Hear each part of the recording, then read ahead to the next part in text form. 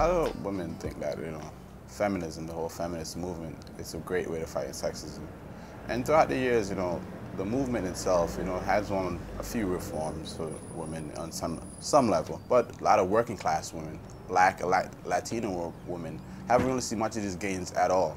Overall, to look at it deeper, the feminist movement is really not the way to fight sexism. It's not effective enough, actually, because it puts the problem of workers, especially female workers under capitalism, in their own little box, so that women's supposed to fight their own oppression.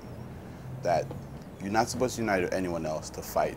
It's like the whole black nationalist movement of the past, blacks supposed to fight against racism, and everyone else is really don't understand the problem. It really falls back into capitalist ideology of individualistic thing of this problem is your problem, so you must figure it out. You must figure out how to get out of it, And, lately in the whole feminist movement, it seems like there's this, we don't care what class you're in. Because, of course, it's really not based on class, it's really based on if you're a woman, no matter what position you hold, we'll fight for you, you're a sister.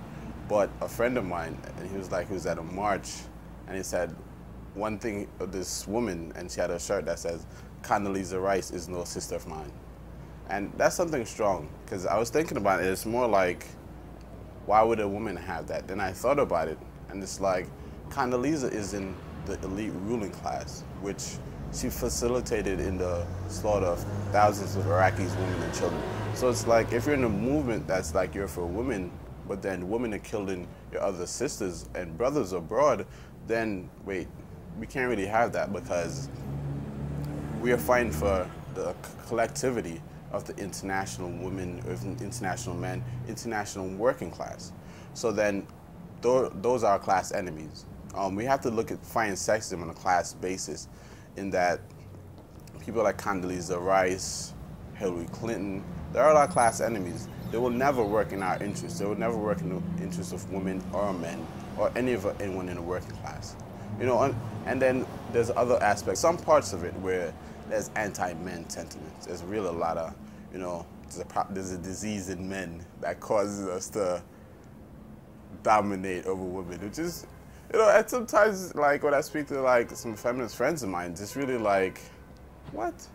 Me and you are friends, but then you think there's a disease in me that caused me to dominate, which is like, really, to me, it falls back into the capitalist, like, we blame someone else, not capitalism itself.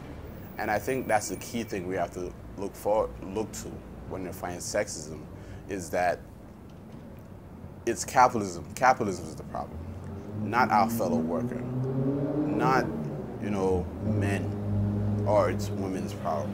It's capitalism that's the problem. And I think as a man, as a communist, as a comrade, when we fight against sexism, it's really in our interest also. Our class have to be united, men and women, black and white, to fight sexism. And I think until that day, actually when we do it, not until that day, when we do it in the revolution, in the communist revolution, it will take a while, but we'll eradicate sexism.